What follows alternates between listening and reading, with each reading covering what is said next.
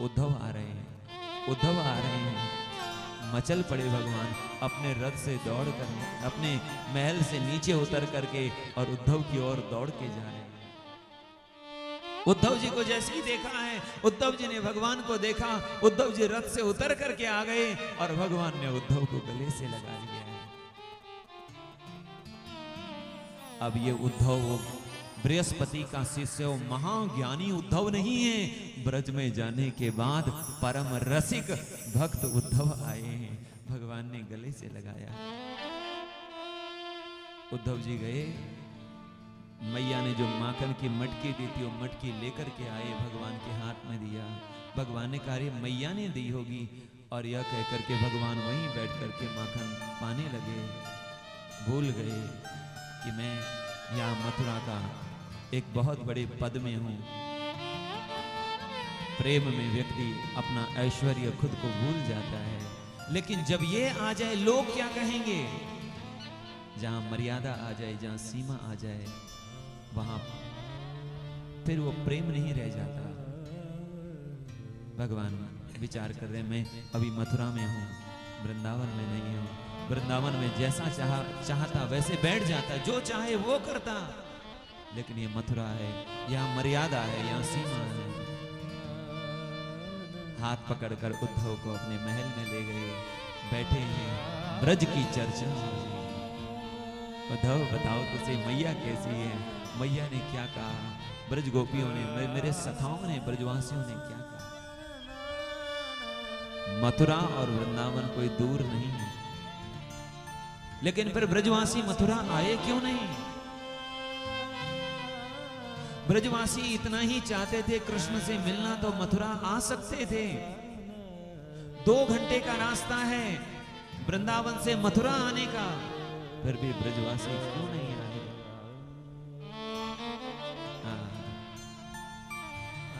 अनेक कारण बताते हैं, लेकिन मुख्य कारण यह है, ब्रजवासी अपना सुख नहीं देख रहे हैं, ये कृष्ण का सुख देख रहे हैं।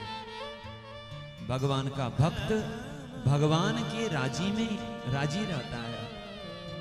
यदि हमारे दुख में, हमारे दूरी रहने में यदि भगवान को प्रसन्नता है, भगवान राजी है, तो हम दूर रहेंगे। हमारे दूर रहने से भगवान राजी हैं तो हम दूर रहेंगे। हमारे वियोग से यदि भगवान राजी हैं तो हम वियोग में रहेंगे। हमारे दुख से यदि भगवान राजी हैं तो हम और दुख में रहेंगे।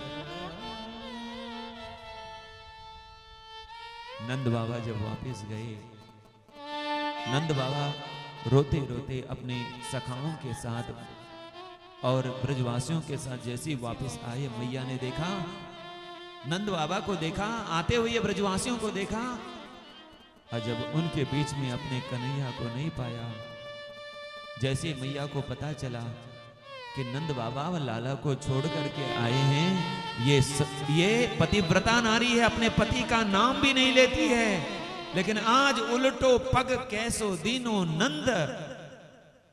अरे तुमने मेरे लाला को लिए बगैर तुम वापस कैसे आ गए?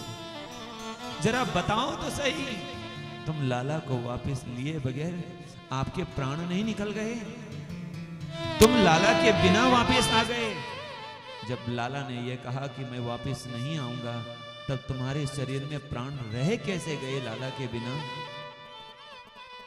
आंसुओं को पोंछते हुए नंद बाबा ने कहा, महर, जैसे ही लाला ने कहा कि बाबा मैं वृंदावन नहीं आऊंगा, वैसे मेरी आंखें बंद हो गई और मेरे प्राण निकल ही रहे थे। इतने में लाला मेरे निकट आए और मेरे गले से लग गए। मुझे कहने लगे, बाबा मैं जरूर मैं वृंदावन आऊंगा बाबा, मैं आऊंगा बाबा। जैसे मैंने सुना कि लाला ने कहा कि मैं आऊंगा, ये सुनते ही मेरे प्राण वापस आ गए। नंदरानी, महर, लाला वापस आएगा, और इसी आशा में ब्रजवासियों ने अपने प्राण रखे हुए हैं। लेकिन यदि हमारे दूर रहने में ही श्री कृष्ण प्रसन्न हैं, तो हम दूर ही रहेंगे। और इसलिए कोई ब्रजवासी मथुरा मिलने के लिए नहीं गए। आपसे हम कहें, भगवान को मिलने में वो आनंद नहीं है। भगवान मिल भी गए ना, फिर भी वो सुख नहीं मिलेगा। भगवान को मिलने में वो आनंद नहीं है। भगवान को मिलने की जो प्यास है, जो उनको मिलने का विरह वियोग है, उसमें बड़ा आनंद है, बड़ा सुख है।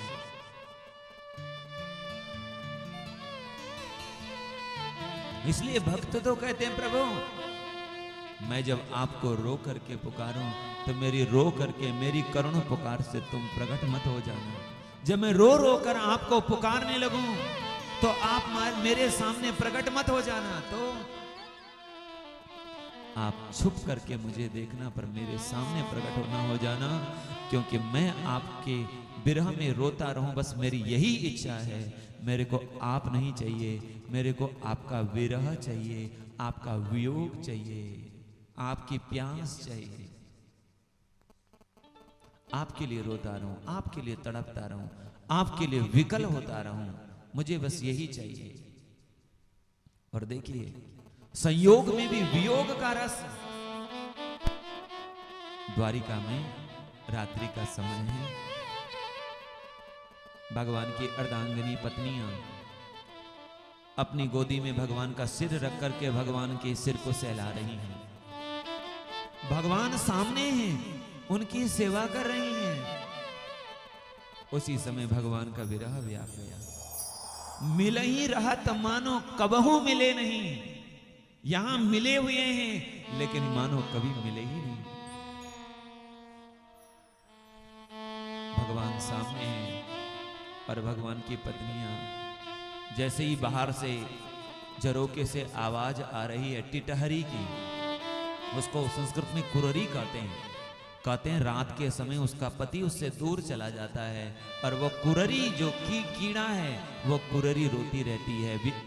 रात के समय रोनी जैसी आवाज आती है कीड़े की, वो टिटहरी उसको कहते हैं हिंदी में, और संस्कृत में उसको कुररी कहते हैं। रात को समय झरोके से बाहर वो कुररी के रोने की आवाज आ रही है और भगवान की पत्नियां कुररी से कह रही, कुररी विलपसी तुम, अरे कुररी तू भी विलाप कर रही है, तू भी रो रही है हमारी जैसी, जैसे हम नंद नंदन के लिए रो रहे हैं, जैसे हम उनके लिए रो रहे हैं। क्या तुम भी रो रही हो?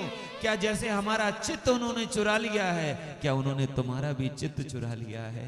इसलिए तुम उनको रो करके पुकार रही हो, हम भी उनको रो करके पुकार रही हैं। और उनके आंखों से आंसू नीचे गिर रहे हैं, भगवान के मुखार विंद पर, भगवान के केशों में गिर रहे हैं, और वह रो करके उस टिटहरी से बात कर रही है।